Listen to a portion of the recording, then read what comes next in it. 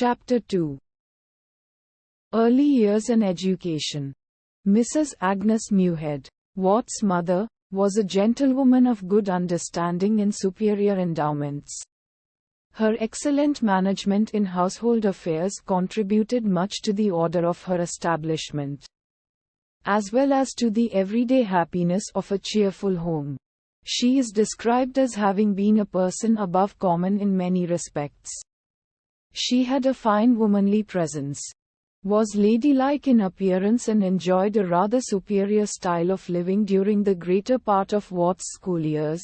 He was confined most of the time to his room. This threw him, during most of his early years, into his mother's company and tender care. She taught him to read and fed him on poetry and romance. However, he was rated as a backward scholar at school, and his education was considered very much neglected. The young mind was absorbing, though its acquisitions did not count in the school records. Once, on a visit to his grandmother Muirhead in Glasgow, he kept the household so stirred up with his stories, recitations and continual ablutions that the whole household economy was disordered. They lost their sleep, for Jamie held them spellbound, night after night, with his wonderful performances. The shy and contemplative youngster, who had tramped among the hills, reciting the stirring ballads of the border, had found an admiring, though astonished audience at last, and had let loose upon them. To the circle at home, he was naturally shy and reserved, but to his granny, grandpa and cousins, he was free from all restraints. His mind was stored with the legends of his country, its romance, poetry and strong covenanters. The heather was on fire within Jamie's breast.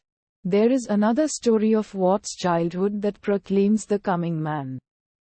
Precocious children are said rarely to develop far in later years, but Watt was preeminently a precocious child.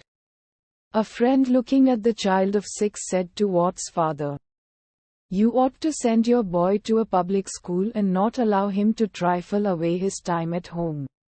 Look how he is occupied before you condemn him," said the father. He was trying to solve a problem in geometry. His mother had taught him drawing, and with this he was captivated. A few toys were given to him, which he used constantly.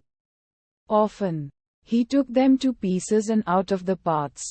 Sometimes constructed new ones, which were definitely a source of great delight.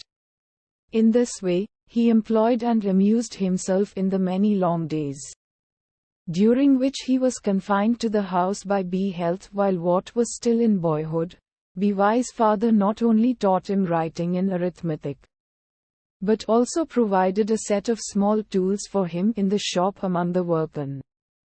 It proved to be a wise and epoch-making gift. Young Watt soon revealed a wonderful dexterity and could do astonishing things that amazed the workmen in the shop. The mechanical dexterity of Van's grandfather, father, and his own ability is not to be belittled, for most of the mechanical inventions have come from those who have been cunning of hand and have handled mechanical instruments manually. As stated before, Watt proved a backward scholar for a time, at the grammar school. No case seemed to have discovered the latent powers within him. He was not interested in Latin and Greek classics, as his mind was stored with more entrancing classics learned at his mother's knee. His ears were of nobler mold than the Greek demigods, and the story of his own romantic land more fruitful than that of any other of the past. So, the dead languages and their semi-supernatural, quarrelsome, self-seeking heroes passed in review without gaining admittance to the soul of Watt. But what fired his imagination came at last with mathematics. Watt found a passion for the subject when he was a boy at school. Thereafter, he never doubted the field of his labors. The choice of an occupation is a serious matter with most young men. However, there was never room for any question of choice with young Watt. The occupation had chosen him.